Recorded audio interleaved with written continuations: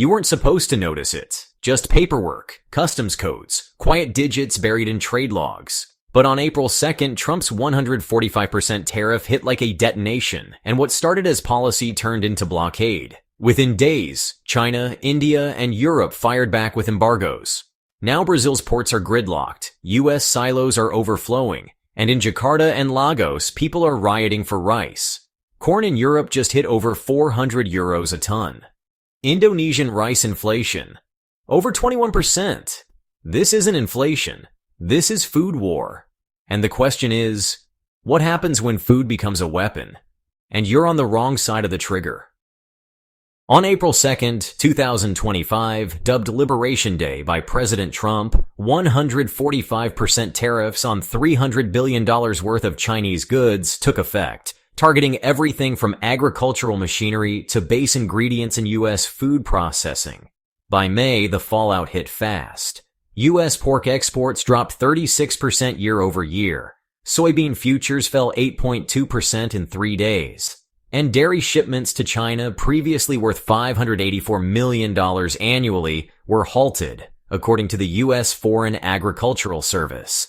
The Port of Oakland reported a 42% reduction in outbound grain containers in the last 2 weeks of April. This isn't a supply disruption, it's an economic suffocation, said Joseph Glauber, former USDA chief economist, in a May 5th interview with Bloomberg. Input costs are also soaring, with fertilizer imports from Tunisia now facing a 28% tariff, down 47% since January. Trump's social media post promised domestic revitalization, but what followed was contract cancellations, silos overflowing with unsold inventory, and food prices beginning to spike in cities from St. Louis to San Diego. And that's before the retaliation even started. China didn't just walk away from U.S. grain, it slammed the door, bolted it, and welded it shut. Just hours after Beijing's 34% retaliatory tariff on all U.S. imports was confirmed, soybean futures on the Chicago Board of Trade dropped 8.2% in a single trading session, while corn prices fell 5.6%, according to Bloomberg data. By May 3rd, Chinese state-backed importers had signed contracts for over 2 million metric tons of Brazilian soybeans, paying up to $22 per ton more than U.S. rates, per Reuters, solely to sidestep American suppliers. The American Soybean Association declared it a total market loss, and USDA economists revised their 2025 U.S. soy export forecast downward by $1.9 billion. Farmers from Iowa to Indiana began reporting storage overflow as elevators filled with unsold grain. "We've been priced out of our own markets," said John Heisdorfer, an Iowa farmer and former ASA chairman. But Beijing wasn't just shifting vendors. It was redrawing its trade playbook. Canada didn't impose tariffs, yet it got hit almost as hard as Washington. After Prime Minister Mark Carney publicly reaffirmed Canada's alignment with U.S. trade policy on April 28th, China imposed a 100% tariff on Canadian canola oil, worth over $3.5 billion Canadian dollars annually, according to Statistics Canada.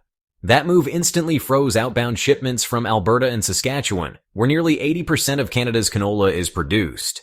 Prices plummeted 17% in 2 days, while Viterra and Richardson International, two of Canada's largest grain handlers, reported delayed export contracts worth millions. On top of that, Beijing slapped 25% tariffs on Canadian seafood, including lobster, crab, and scallops, affecting a $1.2 billion export stream. "This is not policy, it's punishment," said Alberta Premier Danielle Smith, who accused Beijing of weaponizing trade. But China's Ministry of Commerce dismissed the claim, calling it reciprocal enforcement. The message? Loyalty to Washington now carries an agricultural cost. Brussels' retaliation didn't come cheap. In response to U.S. tariffs on European aluminum and steel, the EU placed a 25% levy on U.S. corn, cutting off a supply that had replaced lost Ukrainian grain since 2022. Feed producers in Spain, Germany, and the Netherlands, who had sourced over 4 million tons of U.S. corn in 2024 alone, were forced to pivot. Within a week, European corn importers were paying 12 to 15% more for Brazilian and South African shipments, as tracked by AgFlow.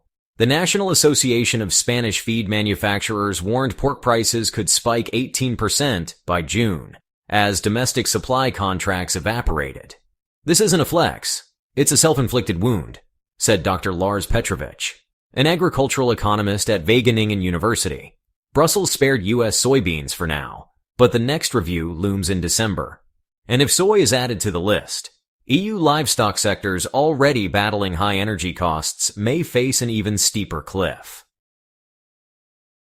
India's July 2024 ban on non-basmati white rice exports didn't just hit traders, it blindsided entire continents. Accounting for over 40% of global rice exports, India's sudden move wiped out 9.5 million metric tons from international markets, according to the Indian Ministry of Commerce. The average price of non-basmati rice on global exchanges spiked 21% in the following 2 weeks. Data from the FAO Food Price Index shows importers in sub-Saharan Africa, particularly Senegal and Nigeria, where Indian rice forms 70% of total imports, reported shipment disruptions within days. Panic buying surged across Southeast Asia. Bangladesh ordered emergency procurement from Myanmar, while the Philippines declared a national rice inflation alert. "This was a shock to the system," said Arvind Subramanian, former chief economic advisor to the Indian government, who warned the move could destabilize food access for up to 2 billion people. The ban was domestically motivated. India's own food price index rose 10.3% in Q1, but globally, it's a supply shock without precedent.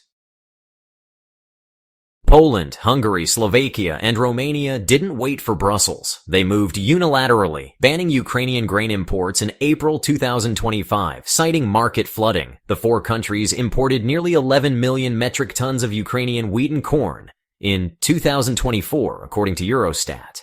But surging local anger over collapsing prices pushed leaders to act. Polish farmers blocked roads, claiming Ukrainian grain was undercutting domestic produce by 30 to 40%. "This is survival, not sabotage," said Hungarian Agriculture Minister István Nagy. Ukraine, whose Black Sea ports remain under Russian threat, called the ban's betrayal. Its Ministry of Agrarian Policy warned that 40% of its 2025 harvest has no viable export corridor. Meanwhile, Brussels validated the bans, effectively narrowing Ukraine's only remaining overland routes. The European Commission's move may shield member states from rural unrest, but it risks fracturing EU solidarity and cutting off the breadbasket of Eastern Europe when it needs lifelines most.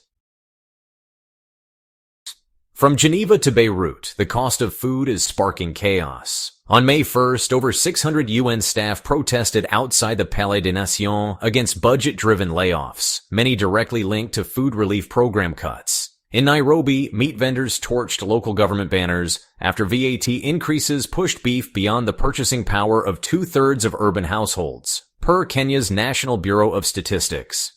In Beirut, the Lebanese army was deployed after 300 protesters breached a grain depot owned by a politically connected importer. Reuters confirmed that in Bangladesh, black market rice now sells at 220 taka per kilo, more than double last year's average. In Lagos, egg prices jumped 23% in April alone. These aren't isolated flashpoints. They're signals of a deeper rupture, where food no longer moves by trade routes, but through black markets, riots, and desperation. Food is no longer just a necessity. It's become a bargaining chip in global negotiations. On July 17, 2023, Russia formally withdrew from the Black Sea Grain Initiative, cutting off 8 million metric tons of annual Ukrainian grain exports. Moscow demanded sanctions relief in exchange for reopening safe passage, according to the Financial Times. Meanwhile, China offered to resume select U.S. pork and soybean purchases if Washington dropped steel and semiconductor tariffs. In response, the USDA rushed out a $1.3 billion aid package for specialty crop producers, mostly targeting almond, citrus, and tomato growers whose exports to China and Canada evaporated. "This is coercive diplomacy," said Chad Bone, senior fellow at the Peterson Institute for International Economics. "And it's shifting leverage toward countries with surplus, not ethics. Trade is no longer mutual. It's conditional. So the question is, How long before access to food becomes contingent on geopolitical compliance? In just 4 weeks, U.S. agricultural exports dropped 21% year over year, USDA data shows. That figure hides deeper pain, like in Illinois, where soybean grower Mike Seidel set his inventory on fire, live streaming the blaze with the caption, "No contracts, no future." The video has since surpassed 4.3 million views. In Texas, Midland Pork Comer laid off 20 workers after Chinese buyers canceled every remaining 2025 shipment. In Fresno, 14 containers of oranges spoiled on the dock after Canadian buyers pulled out over tariff hikes. Even the USDA's new export forecast reveals the scale of collapsed dairy shipments are down $900 million.